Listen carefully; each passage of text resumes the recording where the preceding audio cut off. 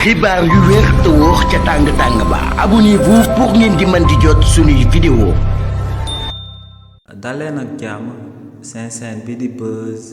221 HD kii di Madiambal Diagne di ak personnalité politique bu kenn dootu présenté ci réew mi di Sénégal démb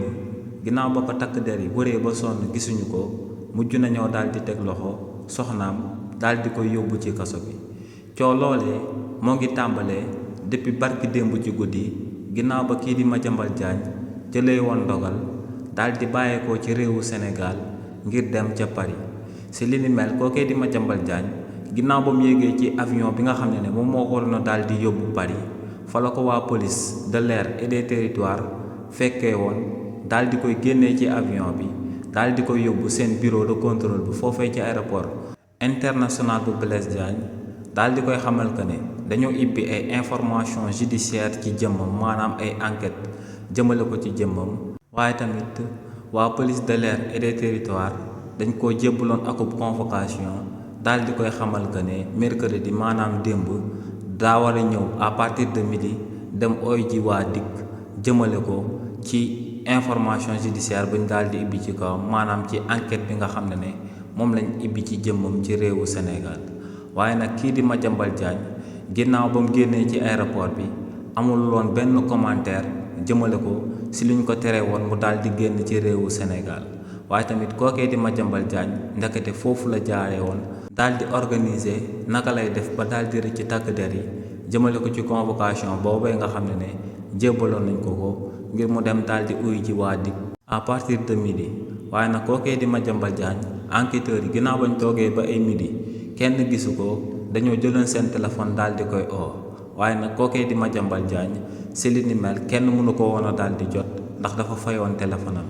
li ni mel nag moom moo sababoon ñenn ci élément wu DIC yi amaloon akub descente daal di dem ci këru kookee di Madiambal Diagne ngir daal di ko fay seeti waaye nag bañ agsee ci kër gi ñiñ fa fekkoon te muy njabootam dañ leen a daal di xamal que ne ñoom gisuñu seen papa bii di Madiambal Diagne loolee nag moom moo sabab waa DIC daal di jël ndogal daal di jàppalu jabaru Madiambal Diagne mi nga xam ne moom ci wàllu boppam dañ koo daal di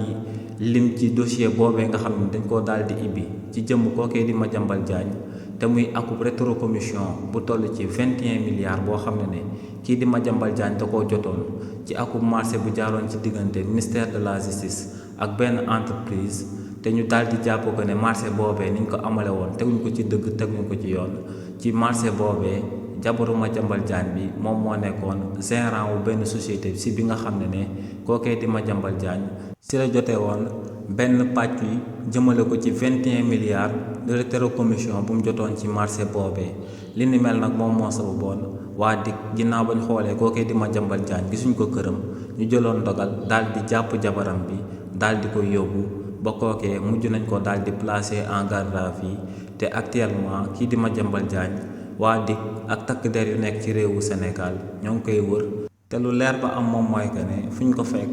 dinañ ko daal di yóbbu mu dem daal di uy ji ci convocation bi nga xam ne moom lañ amale woon jëmale ko ci jëmmam ñaar dossier bu toll ci 21 milliards te mu gagné woon ko ci rétrocommission ci marché bu jaaroon ci ministère de la justice ak entreprise bi ñu dippee Ellipsis Project International. xibaar yu wér te wóor ca tàng ba abonnez-vous pour ngeen di mën di jot suñuy vidéo.